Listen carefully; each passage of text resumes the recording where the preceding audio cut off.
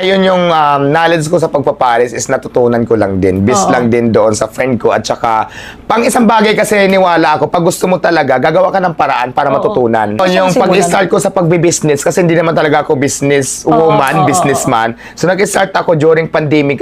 Kaya ako nagtinda kasi bawal yung trabaho namin.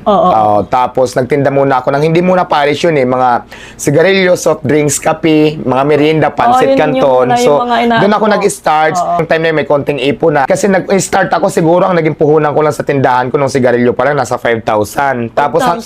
Tapos dire-diretso na yun. Tapos kaya lang naging maganda yung takbo ng pagtitinda ko. Pag kumikita ko ng, for example, kumita ko ng 700, 800, 1,000 isang araw, tinatabi ko yun hanggang sa maipon. Importante kasi talaga mag-ipon tayo. Kung may mga gusto tayong bilihin o may mga pangarap tayo, ang hirap kasi magsimula pag wala kang pera. At saka sa panahon ngayon, walang mapauutang sa'yo pag alam nilang wala kang pambayad. Diba? Yun naman talaga eh.